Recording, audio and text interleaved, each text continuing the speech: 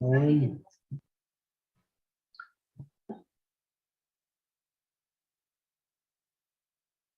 Yes, Maharaj. Om Namo Bhagavate Vasudevaya. Om Namo Bhagavate Vasudevaya.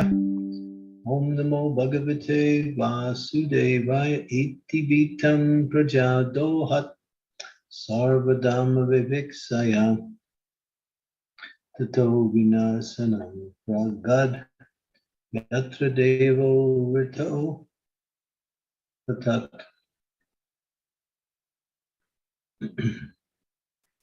Sutta Goswami said, being afraid of having killed so many subjects on the battlefield, Maharaja Yudhisthira went to the scene of the massacre. There, Bhishmadev was lying on the bed of arrows about to pass away. Go back to the word for word. Yeah, word for word. So this word, prajadohat, because of killing the subjects, is very important. So now we'll read the purport. Just keep that in mind, prajadohat. In the 9th chapter, at his will by Sri Krishna, Bhishmadev will impart instructions to King Yudhisthira on the subject of occupational duties. Bhishmadev will also offer his last prayer to the Lord on the verge of passing away from this mortal world, and thus become liberated from the bondage of further material engagements. Bhishmadev was endowed with the power of leaving his material body at will, and his lying down on the bed of arrows was his own choice. The passing away of a great warrior attracted the attention of the contemporary elites, and all of them assembled there to show their feelings of love, respect, and affection. Souls. Bhakti, close your thing. Okay. So here we have the word Prajadohat. He's in the translation, and it says that Yudhisthira was very concerned, afraid, having killed so many subjects of the battlefield. And now he's not only lamenting or feeling for the humans that were killed. The word praja means those who are taking birth in a particular land. They become what we say the citizens of that land. So he's also referring to the horses, to the elephants, like that. So not just is he not lamenting, but actually feeling compassion for the loss of so many lives, he's also thinking of the horses and the elephants. Well, this is real God consciousness. A devotee thinks beyond just the bodily conception of life. He understands that every living entity is part and parcel of Krishna. And we come in different dresses. Some of us come in humans, some of us come in elephants, some of us come in trees, some in insects, some in birds, some in aquatics. The soul is non-different in all of these living entities, but yet the body, the dress is different. It's like when we assemble together as a group, we see each other, but we're all dressed differently. So the dress is different, but we are all the same because we're all humans. So in the same way, take that same principle, and it applies to the compassionate nature of the Vaishnava.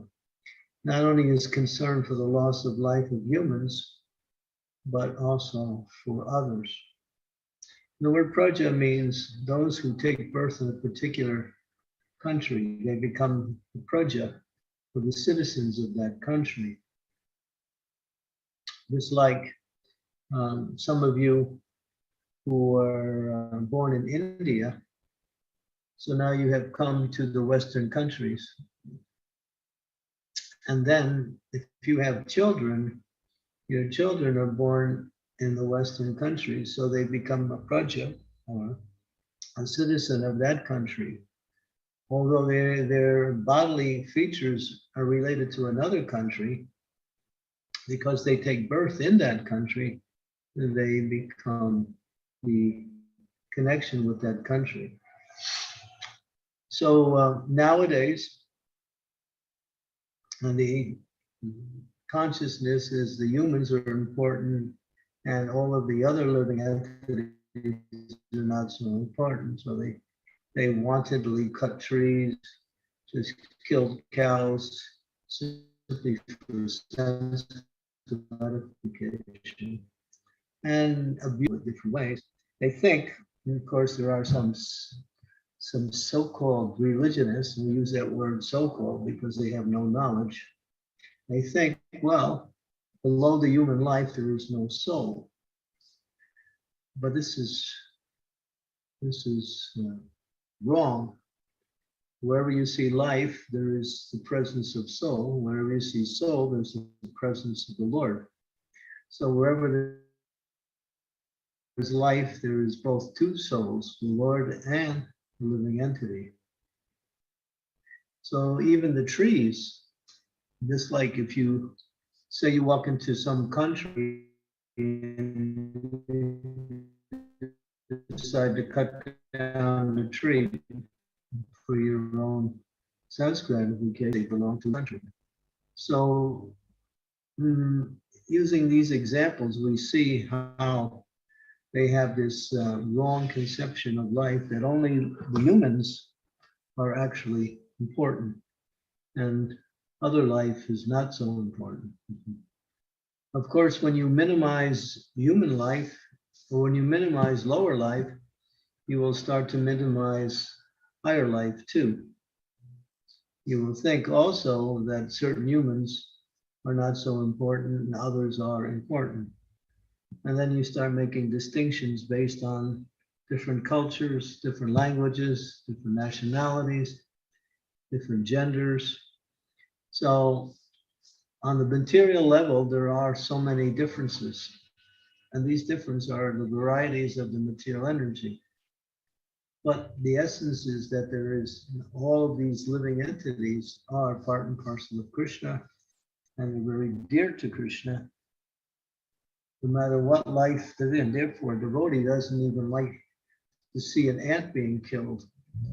If sometimes they mistakenly kill an ant, they also feel some remorse for that, some regret for that. That's the nature of the Vaishnava. He doesn't want to cause harm to any living entity because he knows that living entity is a spiritual being, part and parcel of Krishna. Although he may have a different body, still he is very dear to Krishna. So this is God consciousness. This is spiritual vision. Vidya Vinaya Sampane Brahmani Gavis Astani Suni Chaiva Swapake Cha Pandita Samadarshanaha.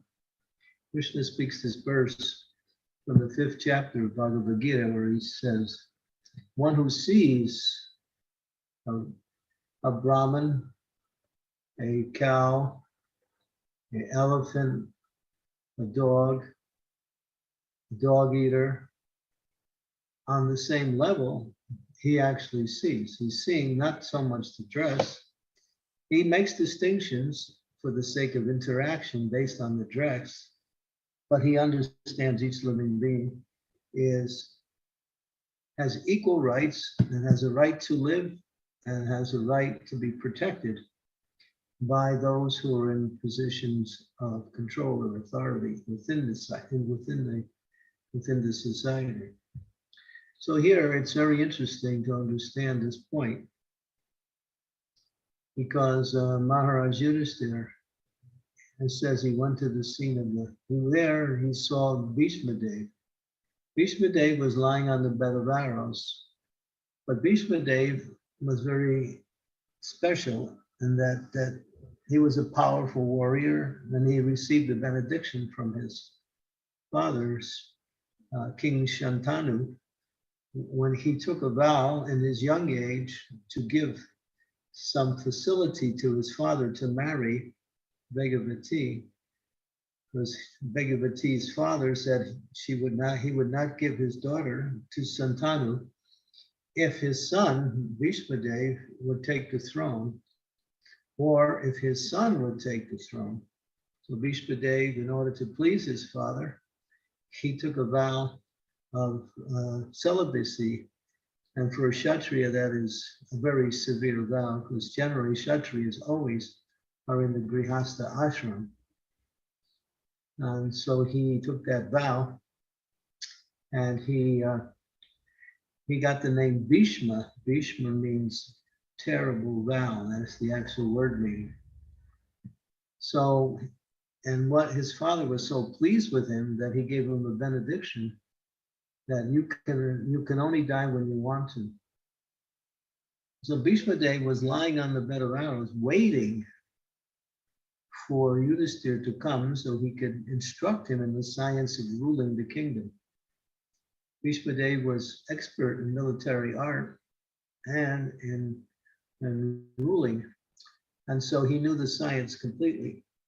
And so Krishna arranged for Yudhisthira to go see Bhishma Dev so he could hear, before Bhishma Dev departed, the instructions he needed to hear to get away or to lose his false compassion that he had, thinking that it was his fault that all of these soldiers and other living entities were killed. It was Krishna's arrangement in order to establish saintly rule on the throne. Yudhisthira was simply the instrument for the Lord. So he was not involved with any reactions from that. But being a soft-hearted devotee by nature, he was feeling he was responsible.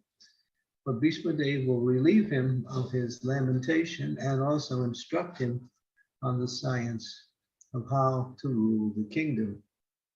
And then Bhishma Dev waited, although he was in pain because his body was racked with arrows. It's not that they came along with some morphine or some painkiller. It wasn't like that. He simply tolerated the pain, and he went on, and then he spoke for many days. He actually stayed in that position for 18 days. He gave his darshan to everyone. Krishna personally came to see him. Vyasadeva, Narada Muni also came. All great souls came to see this other great soul, Bhishma Dev, who was lying on the battlefield and ready to give instructions in his last days on earth. So here.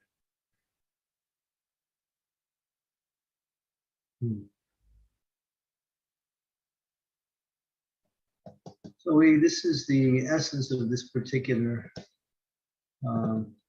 and Prabhupada makes this point over and over again in this particular verse, that it's important that we understand what is praja. The word praja means subjects, and subjects means those who take birth within a particular society, because it's being abused now, it's being wrongly understood. Even in religious circles, they make distinctions between different types of body. But a devotee will see that every living entity is part and parcel of Krishna. Therefore, every living entity is very dear to Krishna. Okay, we can go on to the next verse.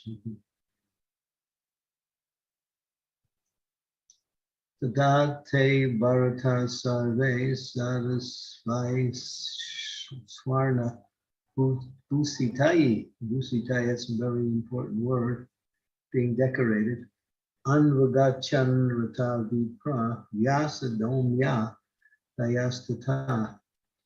All that time, all his brothers followed him on beautiful chariots drawn by first-class horses, decorated with gold ornaments. With them are Vyas and the rishis like Domya, the learned priest of the Pandavas, and others. So now, all of these personalities are following Yudhisthira as he goes to see Bhishma Dev. And they were decorated, they were drawn by, no, I didn't say to do that. They were drawn on first-class horses. And and they had gold ornaments. And Prabhupada makes the point that there was so much opulence during that time that everything, there was gold, silver, and various types of precious metals were used. All the warriors were highly decorated, their crowns, their armor, their horses were decorated with gold. Nowadays, you can't even get gold, and it's being hoarded by a certain class of people. And if you want to buy gold, it costs like unbelievable amounts of money, like $1,000 for an ounce of gold. But here it says that they were decorated with gold ornaments, and each of the horses had about 50 pounds of gold decorating them. If you will multiply that by the number of horses, you would get a phenomenal number. So nowadays, where is all the gold? Where is all the jewelry? It's all gone. It's being hoarded by a certain class of men. Of course, those who are born in the Indian culture, many of they grow up in India, and when they get married, they get jewelry and gold for their wedding. But Prabhupada said high-class people in India would never touch gold.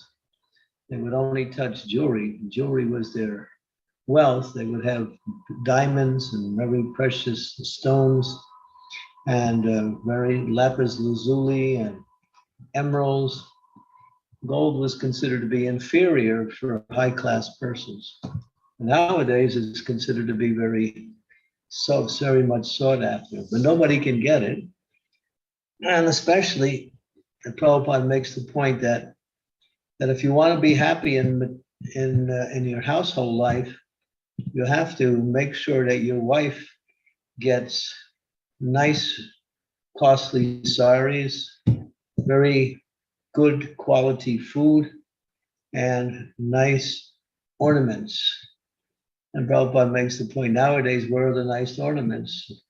Ladies, they wear these plastic bangles. So there's no silver, there's no gold. Maybe there's a little bit left, but hardly any. It's there in the family heritage. So, yeah, so to decorate the ladies is actually a cultural phenomenon. And ladies like to get decorated. That is their nature. It's not something foreign to their nature. And those who are married must be attentive to that and make sure they decorate their wives very nicely. Not that once a year on her birthday, you give her a rose and say, "You're such a nice hot wife," like that. I guess nowadays everything is so downtrodden that there's no opulence left. And if you want to buy some opulence, just like when people get married, when the husband has to buy a diamond ring for his wife, he has to save up for like many months of salary in order just to get a diamond ring for his wife. And that's a small little piece of stone. So, in Vedic culture, all of this was quite profuse, quite natural and normal nowadays. So we consider ourselves so advanced in society. We eat on plastic plates and paper plates. And they were eating on gold plates, silver plates in those days. So they talk about, well, now we're more advanced than the past. Where is the advancement? There's no advancement. Everybody's poor. And everybody has this false sense of being wealthy by this paper money, which is just completely valueless. It has no, just paper. Now they're covering the paper with plastic. So this whole society is just dysfunctional. Why? Because the leaders of society are just avaricious and they want to exploit the citizens. And people are so sinful that they're subjected to be exploited all the time. But this is not really culture. So here we're seeing that This how the entourage of Yudhisthira was so nicely decorated, chariots, first-class horses, gold ornaments, and accompanied by very great personalities such as Vyas and other rishis, Dyoma and Domya, the priest of the Pandavas. Okay, go on to the next verse. Bhagavanapi viprase ratnana sadananjaya satyar vyadvo chata nirpam kurvera eva guyakai. O sage among the Brahmanas, Lord Sri Krishna, the personality of Godhead, also followed, seated on a chariot with Arjuna. Thus, King Yudhisthira appeared very aristocratic, like Kuvera, surrounded by his companions, the Guyakas. Lord Krishna wanted the Pandavas to be present before Bhishma Dev in the most aristocratic order, so that he might be pleased to see them happy at the time of his death. Bhishma Dev was concerned of the happiness of the Pandavas, and so Krishna wanted to show Bhishma Dev the Pandavas. Kuvera is the richest of all the demigods, and herein King Yudhisthira appeared like him for the procession along with Sri Krishna was quite appropriate to the royalty of King Yudhisthira. Here we hear more about the opulence and how Krishna personally attended this procession to be with Yudhisthira and to appear before Bhishma Dev to honor the departure of his great devotee, Sri Bhishma Dev. So how much Krishna loves his devotees, that he personally takes a very humble position and acts like an ordinary person along with everyone else, and comes with Yudhisthira to see. And of course, the presence of Krishna makes everything successful, everything auspicious. So Krishna wanted to give Bhishma Dev his darshan, and you'll see as the verses go on, when Bhishma leaves the world, he simply meditates on the beautiful transcendental form of the Lord in his mind and departs from the world in that state of consciousness. So this is the perfection of life, the whole process of devotional service, and is summed up by always remembering Krishna. And the time of death, yam yam vapi smaram bhavam tattve ante kalevaram tam tam vivaiti konteya siddhartha bhava bhavitaha. Krishna says in the Bhagavad Gita, whatever you remember at the time of death, that state you shall attain.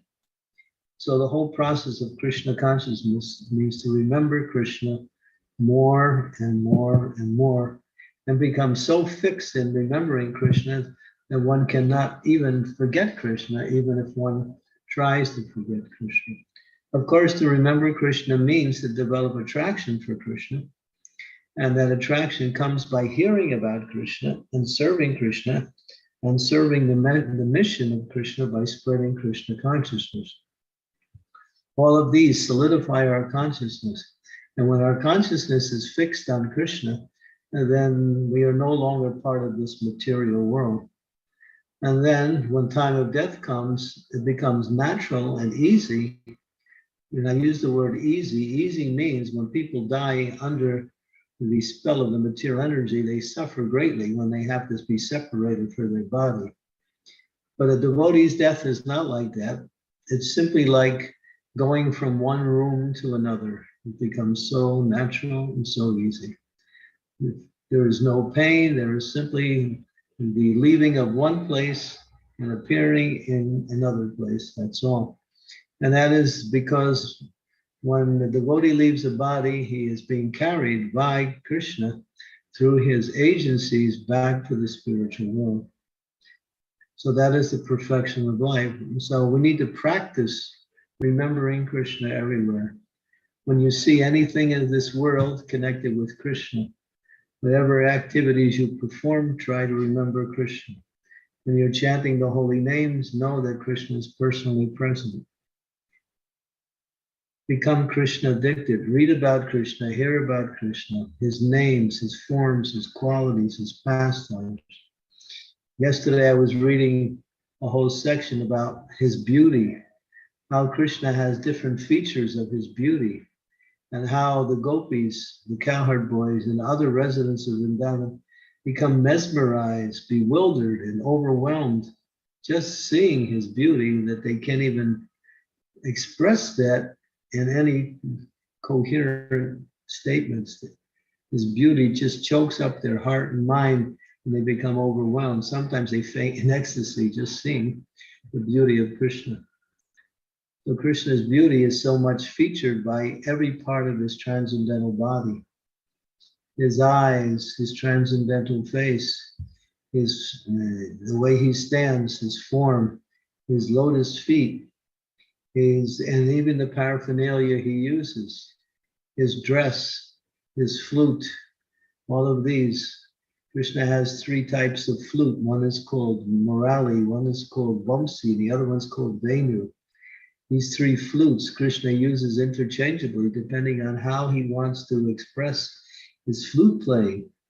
And he expands his Vamsi flute, or I'm sorry, his Venu flute into different sizes. And these sizes, and sometimes the flute is a bamboo flute, and sometimes it's a silver flute. And Krishna plays the flute, and he charms all living entities simply by the sound of his flute. And that attracts the hearts and minds of everyone. Simply by hearing the flute, the residents of Vrindavan become completely mad in happiness and run towards that sound, knowing that they will get to see Krishna. The flute says also the flute destroys the chastity of all the residents of Vrindavan. Many of the gopis are married and they have their husbands, but this is simply a lila, so Krishna can perform his pastimes of attracting them to him, that they give up their husbands, they give up their families, they give up all of their responsibilities. When Krishna plays the flute, everything stops and all they can think of is, where is Krishna? They follow the sound of the flute. And when they come to Krishna, they become overwhelmed by his transcendental beauty. As he stands in his threefold bending form, smiling, his eyes so full, around the borders of his eyes is a reddish color, which gives his eyes a very, very transcendental experience. The one who sees his beautiful eyes bordered red all around, it is like heralding of the rising sun, the beautiful eyes of Krishna. And his eyebrows, simply met by seeing his eyebrows, all sex desire disappears completely. It says that if you want to be free from the desire for sex, simply meditate on the eyebrows of Krishna, which are like the bows of Cupid. So Krishna's transcendental form is full of transcendental qualities and beauties and expressions and everything about Krishna. And we have an ocean of details about Krishna, about his qualities, his names, his forms, his pastimes. One becomes connected with that regularly, then we'll remember Krishna always.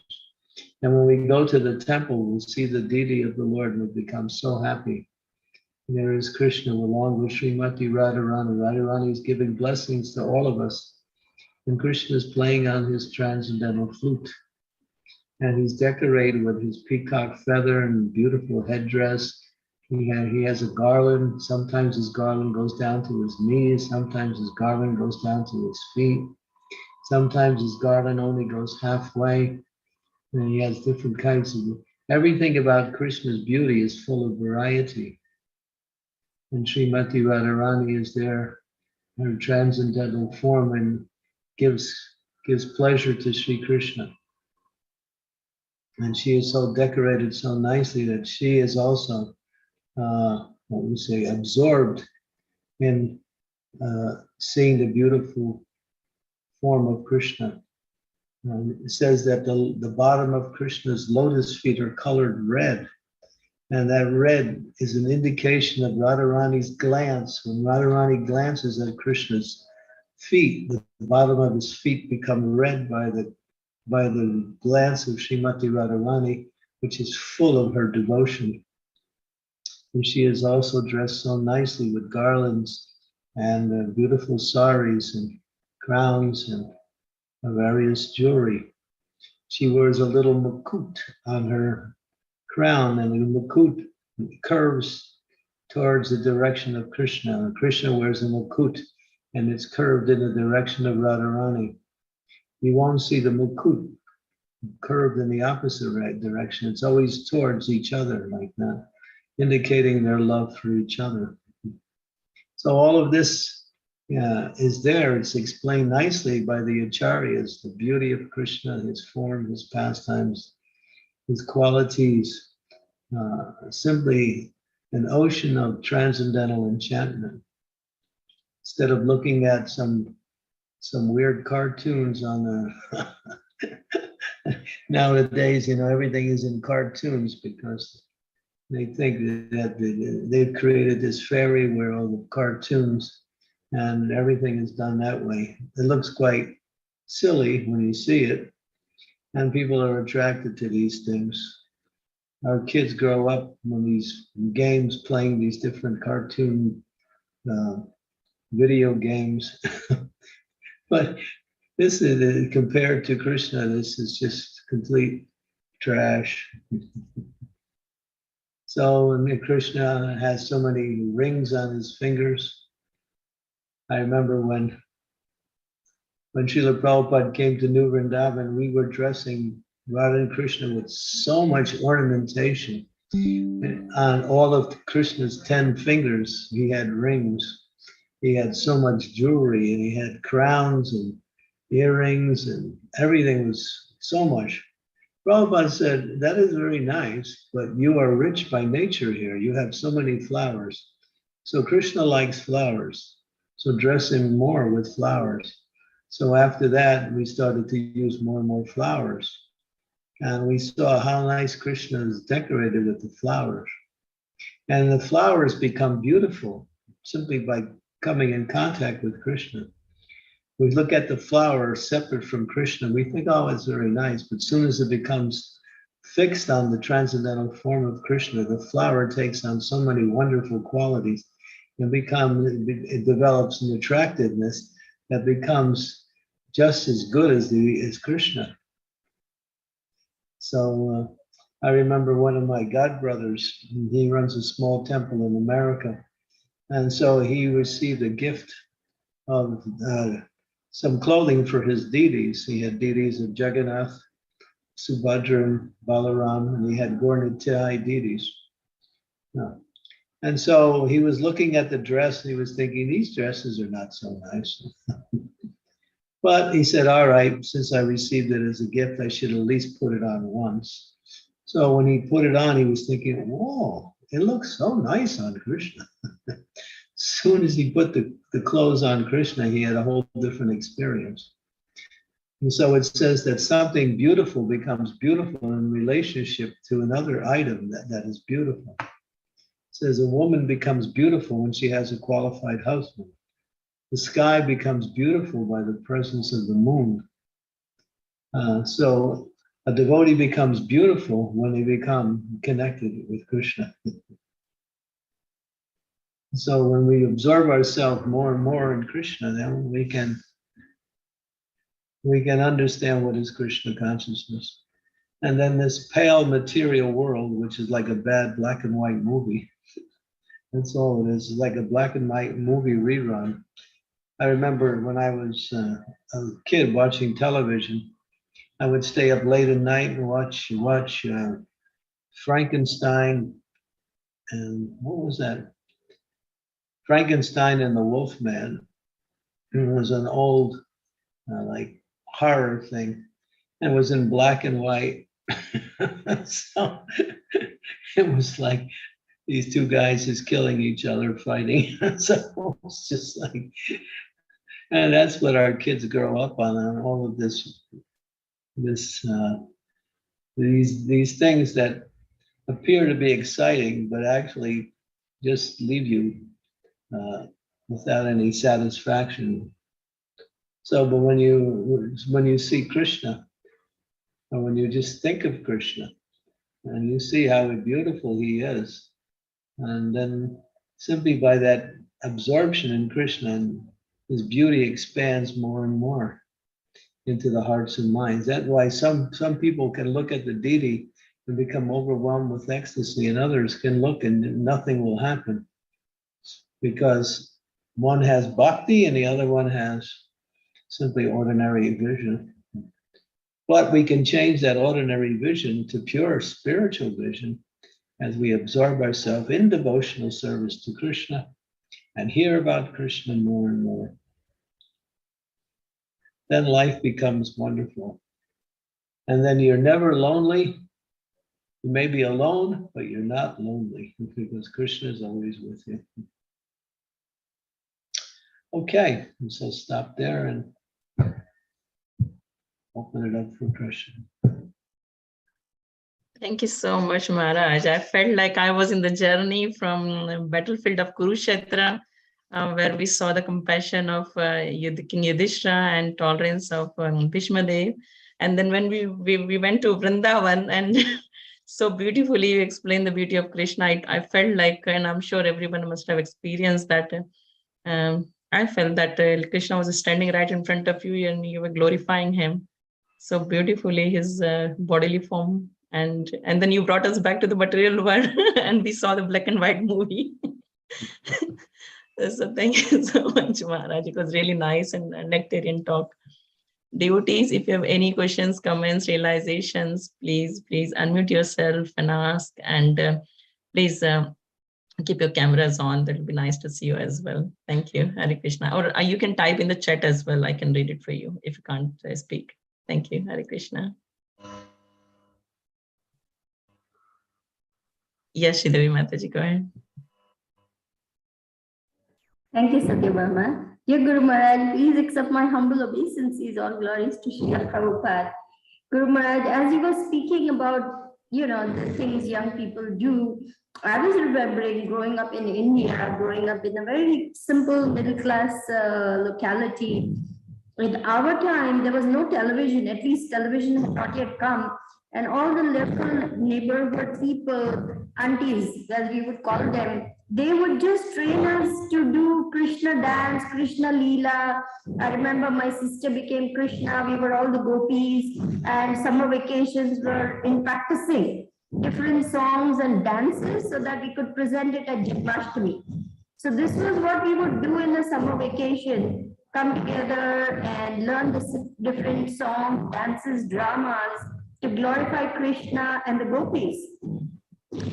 And throughout the year, different festivals, then we would present all these things. We didn't have television and iPhone and iPad and video games and things like that. So that's how from childhood, we just heard so many songs in glorification of Krishna and did dance dramas around that. I just wanted to say that. That's real culture. And that type of entertainment elevates your consciousness and brings you closer to eternal life. So now we got Mickey Mouse and Minnie Mouse, which is in some kind of, prototype of Radha and Krishna in the form of a mouse, Minnie Mouse and Mickey Mouse.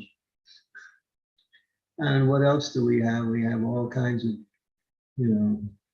stupid cartoon things for the kids. But real culture is Vedic culture, because Vedic culture emphasizes that you center everything around worship of the Supreme Personality of Godhead. Therefore, song, art, music, poetry, education, and day-to-day principles of living in the world are all connected with devotion and with Krishna ultimately. And then one lives a life of devotion. automatically. And that makes one happy. And it also brings people together in a way that they stay together also. When you bring people together based on material arrangements, you can't keep people together based on these arrangements because these arrangements are temporary and they don't reach the soul. So when you create a situation, that's why when we have marriage ceremonies, we instruct the boy and the girl that keep Krishna in the center if you want your marriage to develop in a wholesome, happy way. You can't keep just secular values, having a good house, having some money, having some land. None of these things will stabilize a relationship because they're ephemeral and have nothing to do with the living entity's happiness. So beyond just simply the cultural and spiritual aspect, it keeps the society together in a real way. There's a center for our relationships, and that center is Krishna.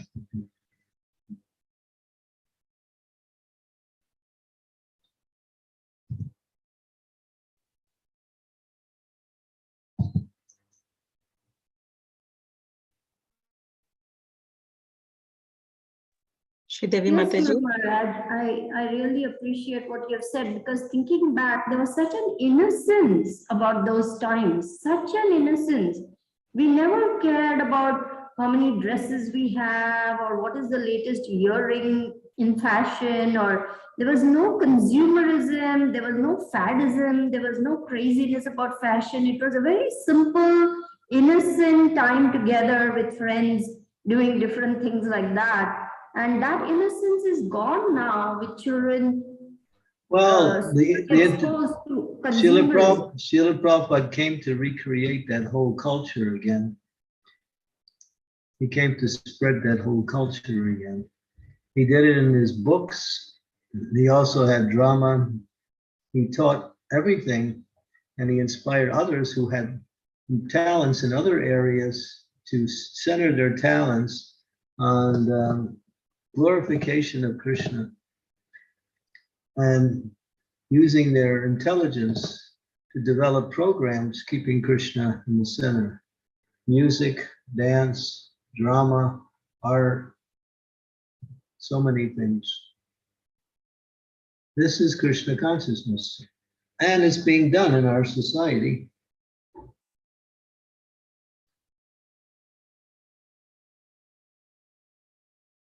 We should take part in it more and more. And you see also to contribute to it if we can.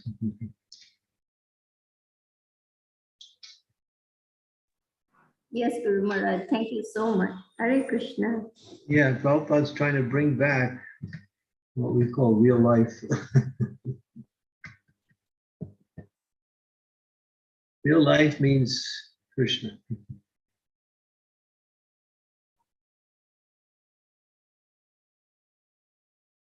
Thank you, Maharaj.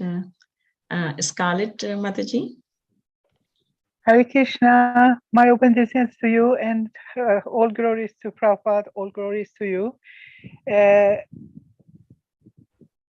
I heard about the thing that you say about life and to have respect for life and in any area, life in the form of animals and nature and everything.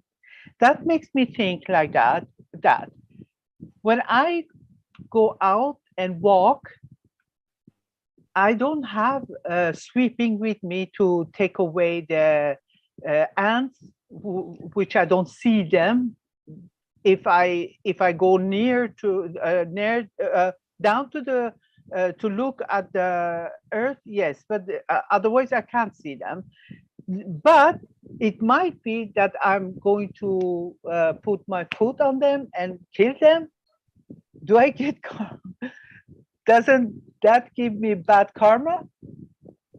Well, When you breathe, you kill germs. When you smash mortar and pestles, you're killing germs. When you're walking on the streets, you're also killing living entities. And sometimes when you're simply sweeping the floor, you're killing living entities also. So in this world, you can't be completely free from killing. It's not possible because it's done unknowingly.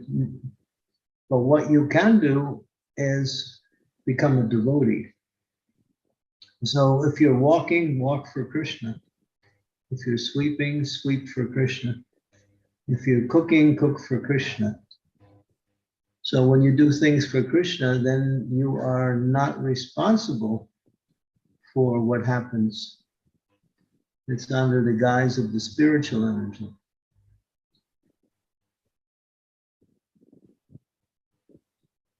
So yeah, so if you're walking along the street, chant Hare Krishna.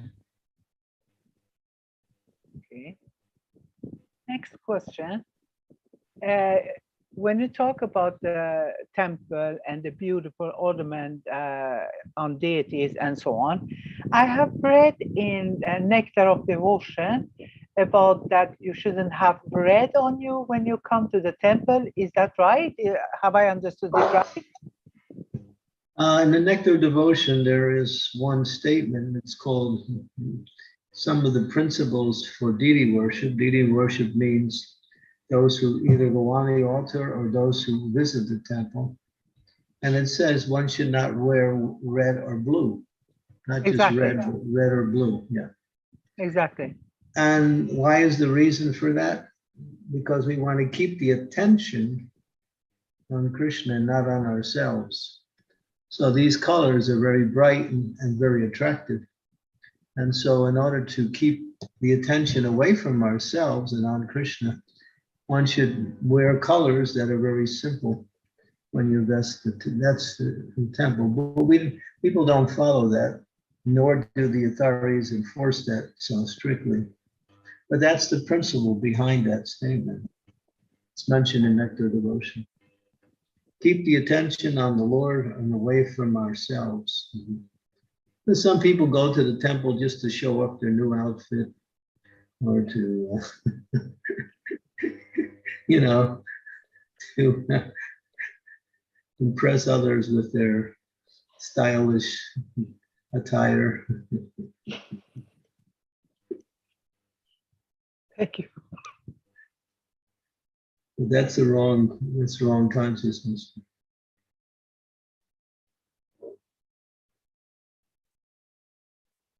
Yes, thank you, Starlet Mataji. Yes, Shridevi Mataji, your next question. Yes, please. Maharaj, on the subject of killing living entities, here in Mayapur, there are such huge mosquitoes and they come to attack you. And many times I get bit because I have not really noticed a mosquito is sitting. And then I was remembering the past time where Srila Prabhupada told Shrutakirti, he's attacking me, now you can kill him, because Shrutakirti was trying to do something with the mosquitoes and Srila Prabhupada said no. And then when the mosquito was actually attacking him, then Srila Prabhupada said, yes, he's attacking me, now you can kill him. So if the mosquito is actually attacking you, can you kill the mosquito? That's a matter of consciousness.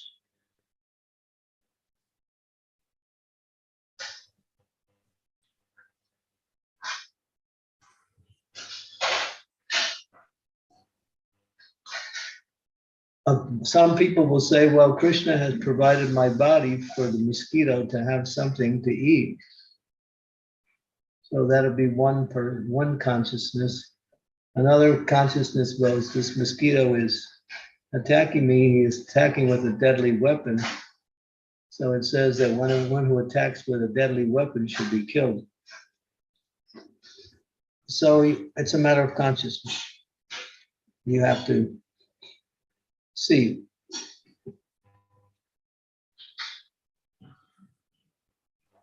Thank you. You have to decide.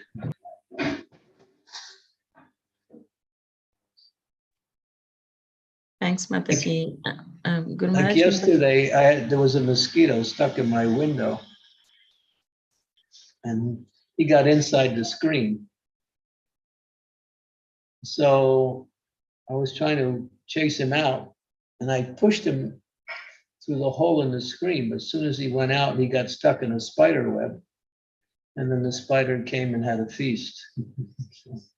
And I thought, oh my God, I helped that. I pushed that mosquito to his death by pushing him out the window.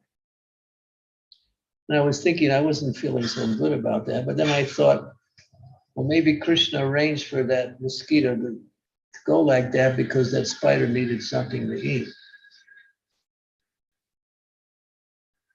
So you might think in different ways anyway.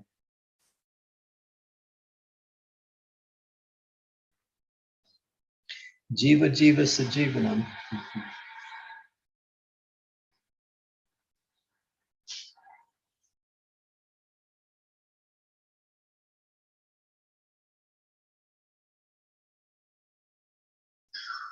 thank you. Thank you, Maharaj, and thank you, Shridevi Mataji. I hope that clarifies. Maharaj, we have a question from Narsingh Lila Mataji and Aarti as well. So I'll first read the Narsingh Lila Mataji's question. Dear Guru Maharaj, I rarely think of Bhishma Deva as one of Mahajans. Maybe you spoke about that in previous sessions. If not, could you please share some thoughts on that? Thank you. Share something about what? About Bhishma Deva as being a Mahajan, one of the Mahajans. Yeah, he is. There are 12 Mahajans. He's one of them.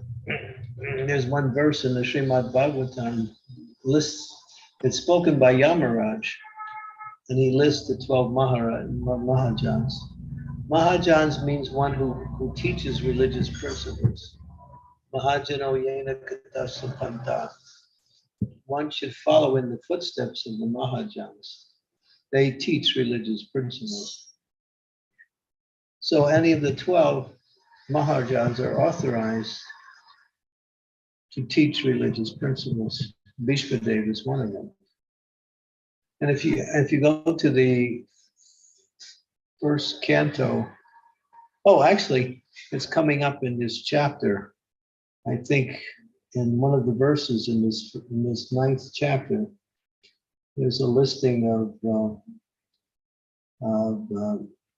there's an explanation of Bhishma Deva and a little bit about his history and what he teaches. He's in the mood of chivalry, so he has a relationship with Krishna by fighting with Krishna. He serves Krishna. He has Dasya Ras with a mood of chivalry.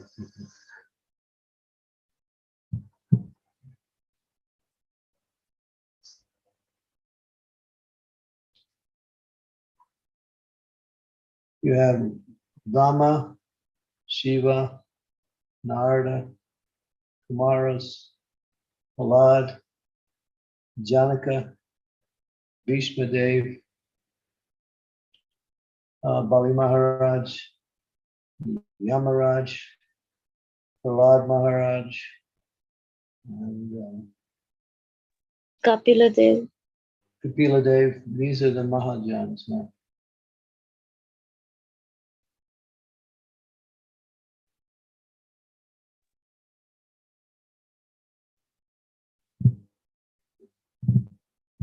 Thank you, Maharaj. Narsingh Mataji, I guess that answers your question. Aarti has a very cute question. I'm going to ask that. And dear Guru Maharaj, please accept my humble obeisances. All glory to Prabhupada and you. I have many blue saris. Should I not wear them anymore?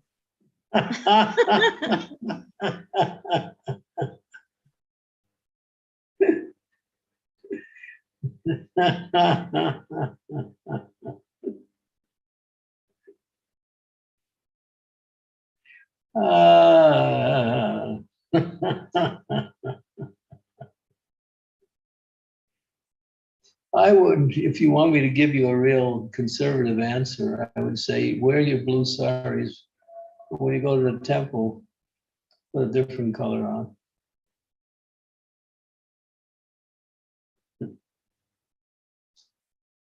But you're always going to the temple anyway, so that's a problem. So,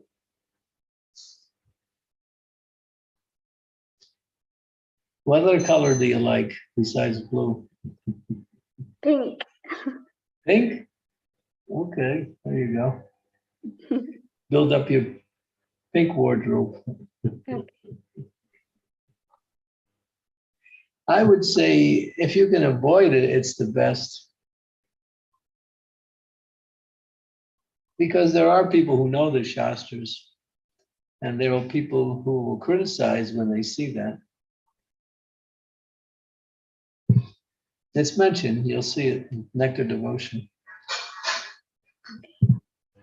Thank you, Guru Maharaj.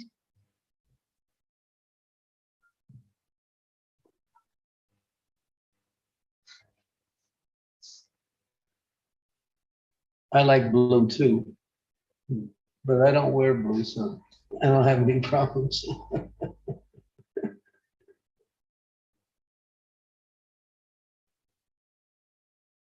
You can maybe appreciate the blue color when other people wear it.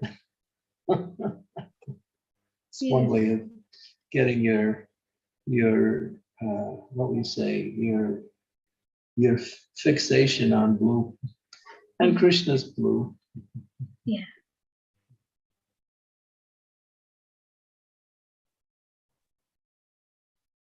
Maharaj, thanks, Aarti. So next we have a question from Asha Maharaj.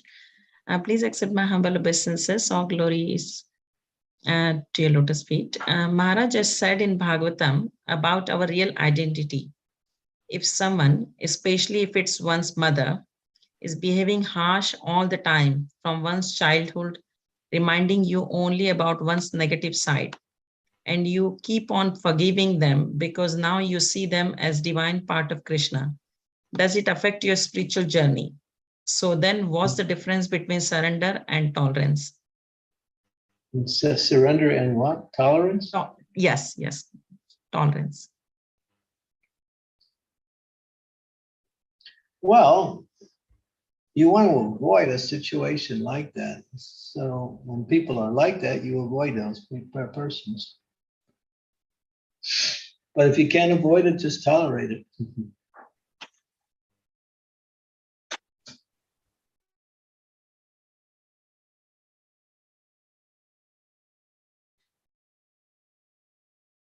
What can you do? Either you avoid it or you tolerate it.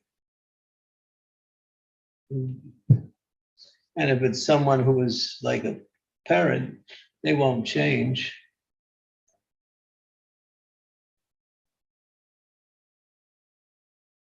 What can you do? Just learn how to tolerate it and just think, anybody who is negative is a very unpleasant association.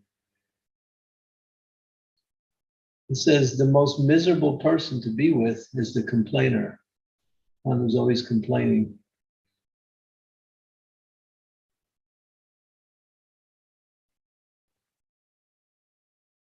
Devotees always try to see Krishna in everything, therefore they always try to see the beauty of everything.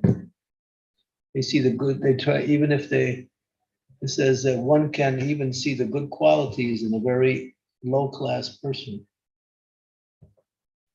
Devotee always looks for the good qualities. But parents don't understand, or some parents don't understand. So all you can do is tolerate it, or you can avoid it. Okay. Or what you can do is, if you really want to do a little espionage, you can simply put a pair of earplugs in and be playing some kirtan, and whether yelling at you, you don't hear anything. Yes, Maharaj. Maharaj, if I'm avoiding, I'm not avoiding, if I'm just trying not to get into that association, even if it's your loved one, just keeping a distance and only calling when it is required to, so, and doing my duties. So does it affect or does it accumulate karma for me? If I'm doing so, am I displeasing or is it enough? No, if you're tolerating it, you're actually making advancement, because tolerance is a quality that helps you in your chanting of the Hare Krishna Maha Mantra. That's why Krishna says one should be tolerant like a tree and humble like the grass. And that helps one to absorb themselves in chanting.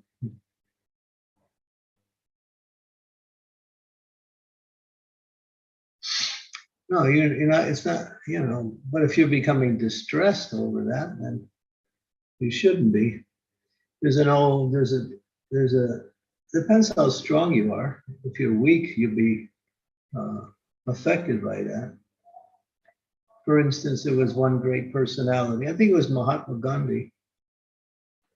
And somebody came up to Mahatma Gandhi and started, speaking very harshly to him. And Mahatma Gandhi remained somewhat peaceful amongst the whole thing. And then the man eventually left. And someone else saw the whole thing and said to him, boy, that man was really, really angry, but you remained peaceful. So Mahatma Gandhi said, yes, if someone wants to give you something and you don't take it, then they have to keep it.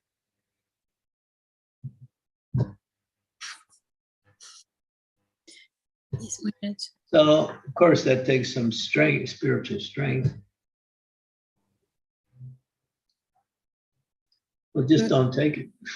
Yes, Maharaj. I'm not, but as more you become tolerant and as more you are Krishna consciousness, the more people give you, like the more they are harsh to you, the more they become harsh. But that's the wrong kind of people to be with. You want to be with devotees. Yes, Maharaj. That's why it says when Lord Chaitanya spoke to Sanatana Goswami, and Sanatana Goswami asked Lord Chaitanya, what is the first duty of a Vaishnava? And Lord Chaitanya said, Asatsa Tyaga a Vaishnava Achar. Asatsa Tyaga a Vaishnava Achar. One has to give up the association of asat, the materialist bit, and take to the association of devotees. That is the first business of a devotee. To leave the association of non-devotees and take up the association of devotees. Thank you, Maharaj. If you want to be Krishna consciousness, you have to do that. Thank you, Maharaj. Thank you so much, Maharaj. Hare Krishna. Asatsanga Tyaga a Vaishnava Achar. Give up the association of the non-devotees, take to the association of devotees. So it won't affect my karma baggage, no, Maharaj, because she always curses me, like, if I don't call every day, she will curse me. But if I call every day, I have to hear this. So stop calling. I wish you the best. Just remember. Please pray for her. I want you to pray for her, Maharaj, not like pray for the soul so that, she comes out of that negativities and everything. People are miserable and they want to throw their misery on somebody else. Someone who's happy doesn't act like that. Someone who's miserable, they vent their miseries on everyone and look for faults in others.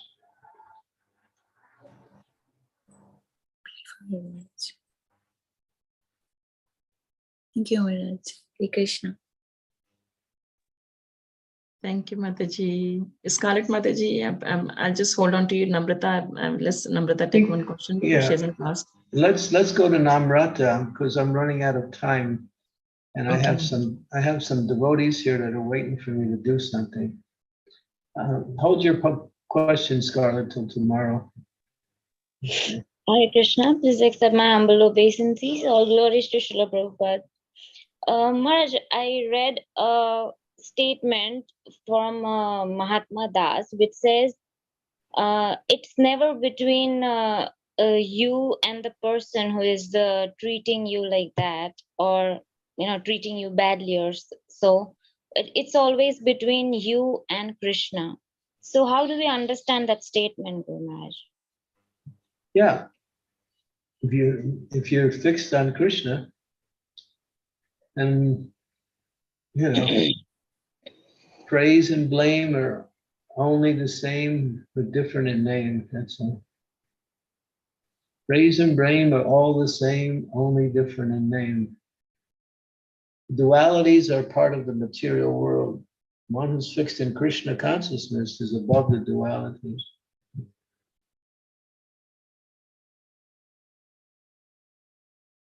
So a devotee is happy, and if someone wants to make them miserable, they stay fixed on Krishna.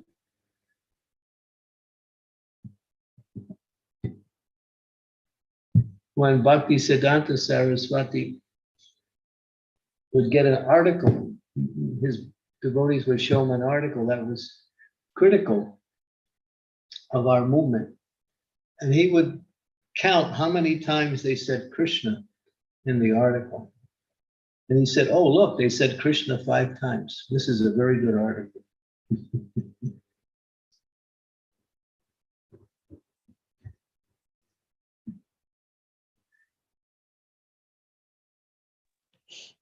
Okay, Guru Maharaj. Thank you very much.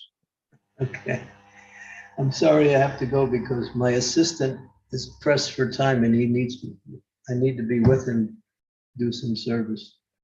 So, okay, so thank you, and we'll see you all